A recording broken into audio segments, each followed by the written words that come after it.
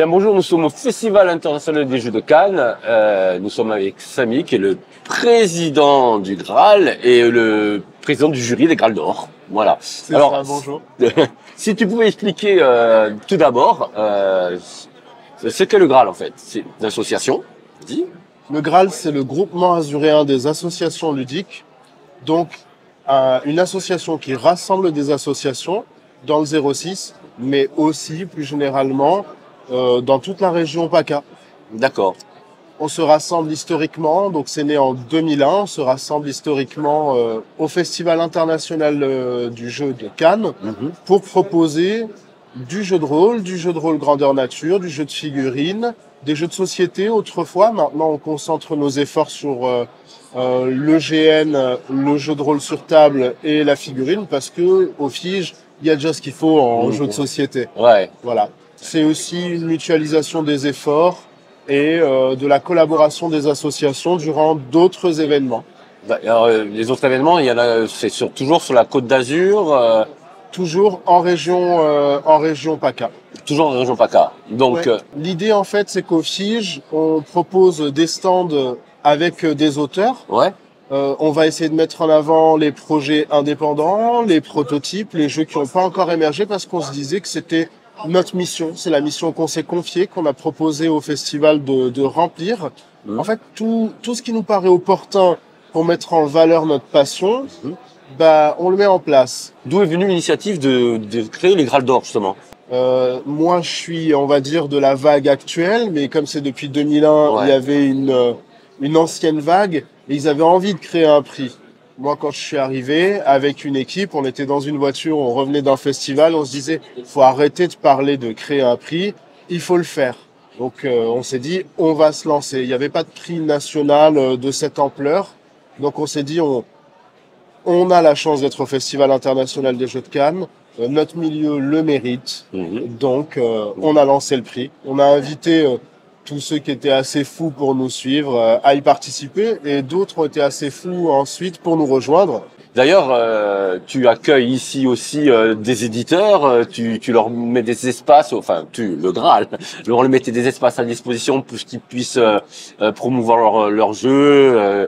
Vraiment, en fait, tu as une même dynamique que j'avais retrouvée aussi à l'époque, tu sais, quand on montait à Paris sur les festivals, le Grove faisait un peu la même chose que vous, avec des tables un petit peu partout. Donc il y a beaucoup de démos, vous organisez beaucoup de démos, vous avez une méthode très carrée de faire tout ça. C'est vrai, ça a l'air vachement, c'est très bien organisé. Vraiment, ça tourne super bien. Et, par contre, cette année, c'est vraiment un exploit parce que quand c'est une association, c'est toujours difficile d'organiser tout ça parce que les gens, c'est pas leur activité première, hein, donc forcément, c'est pas facile.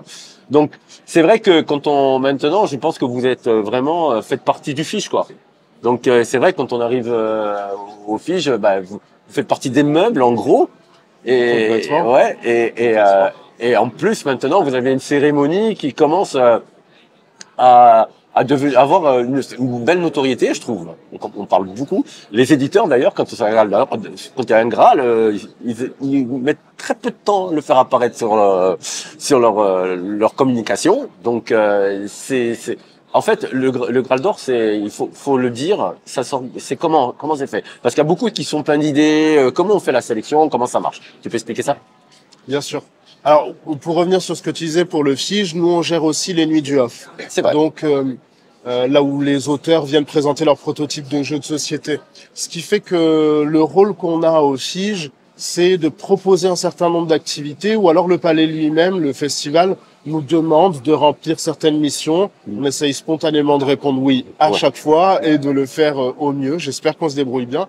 C'est vrai que les tables ne désemplissent pas. C'est pas des éditeurs qu'on invite. C'est plus spécifiquement les auteurs qu'on invite. Comment ça fonctionne les Graal d'Or? En gros, ça va de septembre d'une année N-1 à août de l'année N. Tout jeu qui est sorti dans cette période-là, c'est un livre de base. Il peut rentrer dans les 3 catégories qui existent: réédition, création internationale, création francophone. S'il nous est envoyé par PDF, il a sa place au sein des Graal d'Or. Voilà. Il y a des délais à tenir, bien sûr. Il y a peu de conditions à part les délais à tenir pour que les jeux participent.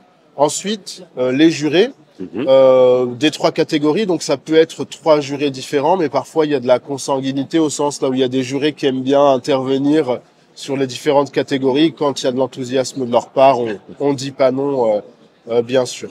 Il y a 5 critères, donc l'univers, le setting, la mécanique, le système de jeu, les illustrations, pardon,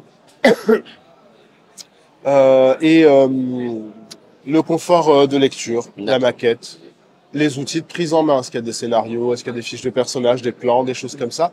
C'est les 5 critères. Les jurés notent là-dessus. Ça donne un classement. On ne révèle jamais les notes parce que c'est pas notre objectif. C'est pas l'esprit qu'on veut mettre là-dedans. On ne fait pas non plus de podium. Il y aura un lauréat à la fin, mais il y a certainement pas un 2e et un 3e. Ça, chez nous, ça n'existe pas. Il y a des finalistes quand même. Il y a des finalistes. Obligatoirement. Bien sûr. Il y a des finalistes, mais il n'y a pas de 2e, 3e. Ça, on fait pas. Voilà, je crois que j'ai dit l'essentiel. Ouais. Alors, il y avait un truc qui est bien précisé parce que même j'en ai discuté avec cet éditeur. Il faut vous refusez aucun document à partir du moment où il est dans les dates. Vous prenez tout. Il n'y a pas de présélection comme dans beaucoup de ces festivals où il y a une présélection, etc. Vous prenez tous les textes, vous analysez tous les textes du moment qui rentrent dans le cadre du jeu de rôle, quoi. Notre but, c'est d'obtenir un panorama de ce qui s'est fait durant l'année. Donc, on ne refusera pas de texte. On n'a pas non plus envie de se dire ce jury est très subjectif, il s'installe, il serait 6, mettons, et puis il dirait moi j'ai aimé ça, moi j'ai aimé ça, moi j'ai aimé ça, et parmi ceux-là, on prendrait le meilleur. C'est pas comme ça qu'on le voit, c'est pas comme ça qu'on a envie de le faire. Donc oui, normalement, tous ceux qui nous ont envoyé ça dans les délais et qui sont bien sortis dans la période, attention, pas la livraison des backers, hein. Pour nous, c'est très important qu'on soit pas dans l'entre-soi. Donc, la livraison des backers ne nous intéresse pas. Ce qui nous intéresse, c'est la sortie publique. Et quand on dit sortie publique, ça veut dire que s'il est vendu en PDF, s'il est accessible sur la boutique en ligne, même d'un auto-édité tout seul, on le prendra. Par contre, si c'est un truc qui est entre guillemets en vase clos et donc qui n'est pas accessible à tout un chacun, alors là, effectivement, un jeu qui ne serait livré qu'à des backers et qui n'arriverait jamais en vente libre, il n'aura pas sa place au Graal d'Or. Il ne sera pas. D'ailleurs, avant de parler du palmarès de cette année, ceux qui n'arriveront pas, qui ne pourront pas être sélectionnés, tu as fait une intervention que j'ai appréciée aussi. C'est quand tu as parlé des IA. Voilà, C'est un sujet d'actualité. C'est un sujet d'actualité. Donc, le jury du Graal d'Or a décidé d'un commun accord, à part une exception, tu m'as dit, parce que bon, et l'Assemblée générale du Graal. L'Assemblée générale du Graal a décidé que les IA les jeux de rôle avec des IA dedans, les illustrations d'IA n'avaient pas leur place dans la sélection des Graal d'Or. Tout à fait. D'ailleurs, c'est ce que je voudrais préciser là, c'est que déjà l'an dernier, des membres du jury en ont discuté, on dit qu'est-ce qu'on en fait. On n'a pas apporté de réponse à ce moment-là parce que il y a une structure associative derrière, ça prend du temps. On n'a pas été à l'avant-garde du sujet, mais on y a répondu aujourd'hui parce qu'on a été sollicité, en l'occurrence par Olivier Sanfilippo, et on s'est saisi de la question. Mais déjà, je livrerai pas les notes ici parce qu'on le fait pas, mais déjà les membres du jury avaient pas sanctionné, mais n'avaient pas donné beaucoup de mérite dans les éditions précédentes aux jeux qui comportaient des illustrations faites par des IA qu'on a su repérer, bien sûr. Vu les retours positifs qu'il y a eu dans la salle, je pense que votre décision, elle est vraiment adoptée, quoi. Je veux dire, je pense que c'est le milieu artistique. Tu as vu comment il a réagi, c'était vraiment, il n'y a pas eu de discussion possible, il n'y a pas eu de personne qui s'est levée, qui a dit. Alors, je vais pas rentrer dans les détails ici, mais le nouveau règlement va apparaître. Et puis un communiqué officiel aussi du Graal. Pour mettre le point sur les i. Il n'y a pas de i dans le Graal, mais bon, on va parler du palmarès. Alors parce que les finalistes déjà, ce qui est vachement intéressant dernièrement, c'est l'arrivée dans le milieu de gros monstres. Enfin, tout est relatif. On est au milieu du jeu de rôle, hein. Au milieu des gros mastodontes du jeu de rôle, beaucoup d'éditeurs qui sont un petit peu atypiques. On voit beaucoup de jeux de rôle. Cette année, là, par exemple, il y avait quand même Paul Star qui est en finale, qui est un produit complètement un ovni qui est fait par une seule personne. Donc c'était vraiment intéressant. Et au niveau du palmarès, des jeux aussi qui sont faits par des petits éditeurs. Il y en a un qui est juste à côté d'être nous. Et tout content, il n'arrête pas de sautiller. Comment tu vois cette évolution du jeu de rôle à travers des petits éditeurs comme Outremonde par exemple, parce que je les cite parce qu'ils sont là, juste à côté. On peut citer Barbu aussi, ils sont pas là malheureusement, ça serait dommage. Ça aurait été vachement bien de les féliciter en personne. Oui. Et voilà. Et donc il y a beaucoup de petits éditeurs. Alors comment tu le ressens au niveau du jury ça quand tu discutes avec les gens? Il y a toujours eu des petits, entre guillemets. 500 nuances de geek a participé plusieurs fois. Avec Chai, à la première édition, ils avaient eu un finaliste. Moi, je crois personnellement que réellement chacun a sa chance. Et c'est pour ça qu'on veut un vrai panorama de tout ce qui se fait. Moi, je pense qu'il faut y croire. Faut pas hésiter. Faut envoyer le PDF. Faut faire confiance au jury. Et puis, le palmarès de cette année, pour moi, il est significatif parce que Entremonde a reçu un Graal d'Or. C'est un éditeur émergent. Il n'est pas là depuis très longtemps. Barbu Inc. a reçu un Graal d'Or. C'est un éditeur émergent. Et en même temps, pour la réédition, c'est un mastodonte, Age Studio, qui n'avait jamais reçu de Graal d'Or jusqu'à aujourd'hui. Donc, non, chacun a sa place, chacun a sa chance. Et puis, il faut pas se voiler la face. Moi, il faut que je le dise honnêtement. On a fait un prix et ça n'a que le rôle que ça peut avoir. Tous les jeux de rôle sont le meilleur jeu de rôle pour celui qui l'aime et qui y joue. C'est une subjectivité. Il faut accepter ce jeu-là ou il faut pas faire de prix et pas regarder les prix, tout simplement. Mais c'est une jolie vitrine quand même. Faut admettre pour un jeu. C'est une vitrine. C'est fait pour valoriser le travail des auteurs, des éditeurs, des illustrateurs, des maquettistes, des traducteurs. Et puis après, voilà, il y en a un qu'on met en valeur plus que les autres, c'est lui qui la remporte, on le salue.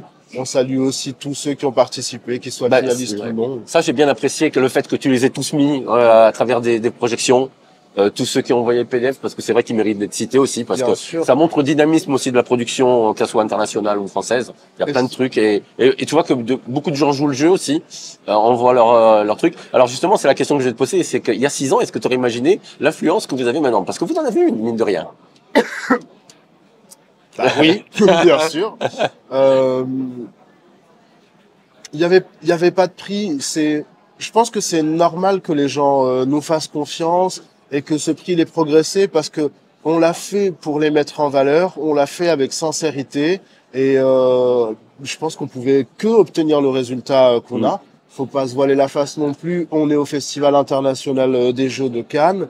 On est dans un lieu et dans un événement qui a beaucoup de renommée et donc oui, je pense que ça me surprend pas qu'on en soit là aujourd'hui et je pense que si on continue à mener les efforts qu'on mène, on va aller encore plus loin. D'accord, encore plus loin. Oui, je pense qu'il faut qu'on parle des Graal d'Or à l'international maintenant. Waouh, ça veut dire. Et plus de catégories, ou vous allez rester sur 3 catégories qui sont quand même très cloisonnées, peut-être plus de la premier, par exemple, je dis peut-être une bêtise. Le premier jeu de rôle, tu vois, ou le jeu de rôle jeunesse. Vous y en pensez à ça? Vous en discutez? Alors, dès la fin de la première édition, on a commencé à discuter d'évolution. Les membres du jury ont fait un certain nombre de propositions, les membres du Graal aussi. Moi, j'ai été dans une approche là où il fallait poser un socle.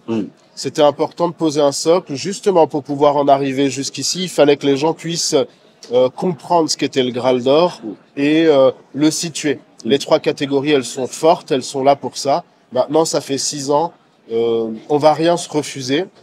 Jusqu'ici, on a eu une approche qui était celle de dire on fait 3 catégories, il y a 3 vainqueurs. Tout le monde ne peut pas gagner parce que sinon ça voudrait dire que personne n'a gagné. Il y a plein d'idées. Moi, il y en a une qui me plaît en particulier. Mais je peux pas la révéler maintenant parce que c'est encore à soumettre à l'Assemblée Générale du Graal qui reste souveraine, aux membres du jury dont l'implication est importante et j'espère qu'ils trouveront de plus en plus leur place parmi nous et qu'ils comprendront que le Graal d'Or leur appartient, qu'ils en font réellement partie. Donc on va rien se refuser, on se laissera la liberté de créer de nouvelles catégories, bien sûr, Ouais. mais j'en dis pas plus. Oui, faut pas trop, faut pas non plus que ça devienne l'école des fans avec, voilà. Par contre, j'ai discuté avec eux aujourd'hui. Ils sont très sensibles à ce que vous faites au sein des Graal d'Or, à les inviter pendant 15 minutes à parler du livre-jeu. Ils m'ont tous parlé de toi, enfin, de vous, hein, du Graal. La reconnaissance. Alors, c'est une démarche une démarche de l'or qui sont venus vers toi, ou c'est toi qui, enfin, le Graal qui a été les voir pour, parce que c'est vrai que ça donne une nouvelle dimension au Graal d'Or avec justement une espèce d'ouverture sur des occupations qu'on peut considérer un petit peu comme maintenant devenues très intimistes, très cloisonnées, très de niche, parce que bon, le livre-jeu c'est plus comme dans les années 80. Comment ça s'est passé cette histoire de faire cette ouverture? C'est eux qui sont venus vers nous et on les a accueillis très spontanément. On a tout de suite dit oui. J'ai trouvé que le fait qu'on mette en avant les livres dont vous êtes le héros, le jeu de rôle, il a été très intime aussi à certains moments. Il se démocratise. Je pense qu'il faut pas qu'on oublie d'où on vient. Ouais. Et je pense que toute communauté, quelle qu'elle soit, quelle que soit sa nature, c'est vraiment très important qu'elle soit dans une démarche inclusive. Si on regarde que notre nombril, ça fonctionne pas, c'est pas possible. Donc il y a des frontières qui peuvent exister, mais en réalité il y en a pas. Ouais. Et donc c'est très bien qu'ils soient avec nous. C'est une bonne chose. Bon, d'ailleurs, quand tu prends par exemple Alconost, ou que tu prends encore plus le Scriptarium, ils font les deux, ils font le jeu de rôle et le livre-jeu. Donc c'est vrai que c'est le même univers. Là, il y a un drone qui passe. On l'entend. Petite question pratique. L'organisation du fiche, c'est un gros morceau. Le Graal là-dedans a une grosse fonction. C'est vrai que tu l'as dit, hein, ils occupent une grande place à l'intérieur du fonctionnement du fiche. La cérémonie, mais une préparation de ce truc, ça demande combien de temps? Vous démarrez combien de temps avant pour préparer, par exemple, la cérémonie et l'installation que vous avez là avec toute l'organisation? C'est sur toute l'année que vous travaillez ça? On travaille toute l'année à la préparation des Graal d'Or. On travaille plus activement à partir de septembre pour tous les éléments qui sont liés au off du festival dont on a la charge. Pour nos stands aussi, les invités, tous les bénévoles, le wargame, il y a des tournois, il y a des démonstrations, il y a le triathlon. C'est plusieurs semaines, mois de travail effectivement. Ouais. Graal d'Or, c'est toute l'année. Et la préparation du festival, plus généralement, c'est à partir de septembre que c'est très actif. D'accord. Alors là, tu as dit un mot, ça peut faire surprendre certaines personnes. Le triathlon, ce n'est pas triathlon. C'est le triathlon, c'est quoi exactement? Alors le triathlon, c'est... Là, il y a même du comprendre, on va courir dans... Le triathlon, en fait, c'est 3 événements. Le vendredi soir de 21h à 2h45 du matin. Pareil, le samedi et le dimanche, c'est en après-midi, de midi à 18h, si je dis pas de bêtises, avec la remise des lots. En gros, c'est un événement dédié, là où les gens peuvent rencontrer des auteurs de jeux de rôle ou des MJ passionnés qui viennent proposer des parties. C'est dans un cadre dédié, avec une salle. Ça existait avant même le Graal. C'est le Graal a repris cette mission qui existe depuis le début du Festival international des Jeux de Cannes, je crois, ou peut-être 2-3 ans après, ça s'est mis en place. C'est un cadre plus tranquille, là où on peut profiter d'une belle partie pour découvrir ou redécouvrir un jeu de rôle. C'est ce qui est différent du off, en fait. C'est différent du off, effectivement. Le off, c'est pour les prototypes de jeux de société.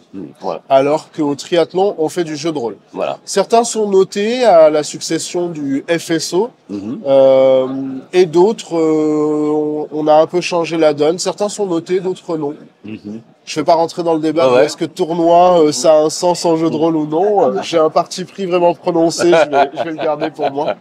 Et je pense qu'on peut facilement l'imaginer. Et t'as dit un petit mot qui interpelle l'amateur de jeux d'histoire comme moi, c'est le wargame. Alors vous avez encore, vous entraînez encore la flamme wargame qui est un petit peu éteinte. Alors il y a le carré histoire en bas. J'étais super content de voir que le carré histoire, il y a un éditeur en plus. Donc ça c'est vachement chouette. Nuts s'investit encore plus qu'avant dans le carré histoire. Et vous entretenez quand même la flamme Wargame à travers.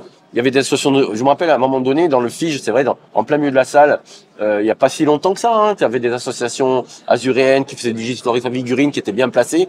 Là maintenant, ils sont un peu, ils sont très discrets, on les voit plus. Alors, quels sont d'après toi les moyens pour relancer un petit peu le Wargame au cœur du jeu de société français?